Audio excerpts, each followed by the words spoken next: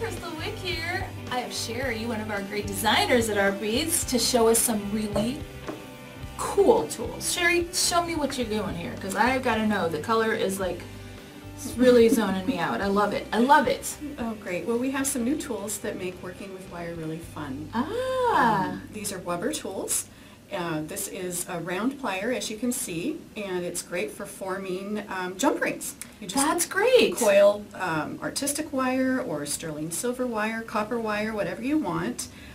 You form the coil of wire around the pliers and then just snip them off. We have these wonderful Lindstrom shears, and then you just cut the coils apart into a bazillion little jump rings. Really? So you could pick any color wire you want and make jump rings any color? Yes. Oh, I love that, because I'm always wanting to add just that little touch of color. Right. And not a silver jump ring, because I have a million of those, right? Right. This is really fun. Well, what about the square? Those squares are very interesting. Well, the squares are for making square jump rings. Ah. So here's a little square coil that's been wrapped around the end part of the tool here. I got and then it. Snipped into all the little... Oh, I see. So that's probably the smaller one, and then there's a large one for the larger jump rings. Right. Oh, and then over here you put some jump rings together on an ear wire.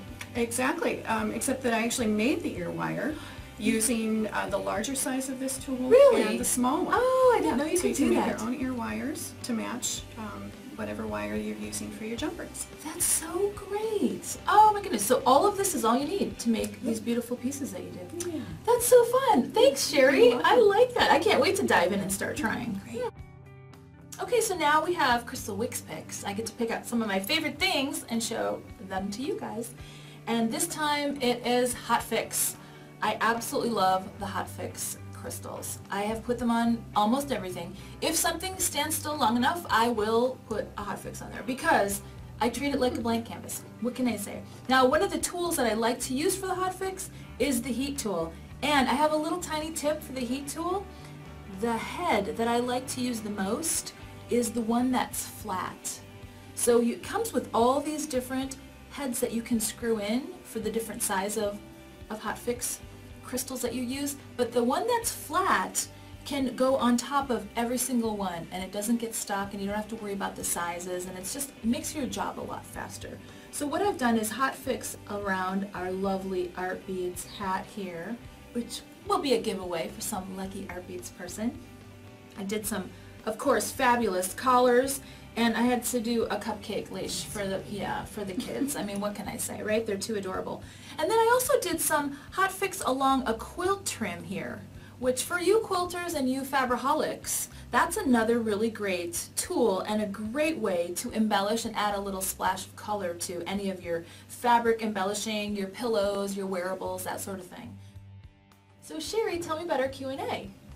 Our Q&A is from Kate in Pittsburgh, Pennsylvania, and she's wanting to know, what can I use to keep beads on a strand while I'm stringing them? Ah, good question. This happens to me all the time, and I tell you, one of my favorite tips are the bead stoppers. So you can put a bead stopper on each end of your wire and the beads don't roll off onto the floor. You'll learn this once and then you'll learn how valuable these bead stoppers are. The other way that's a really, really fun way, if you don't know how long your piece is going to be or what you're making, and what it's going to turn into, I just string the beads on the roll and leave it on the roll and just keep stringing it like that. That's also another great way to do it if you're traveling, like if you're in the car, not while you're driving, if you're a passenger, just need to clarify that, to string beads, and they won't fall off anywhere. So you can just keep stringing it on the roll till you see how long you need it and then cut it after that.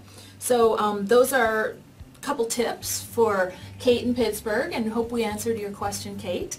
If you have any other questions for us, let us know at artbeads.com.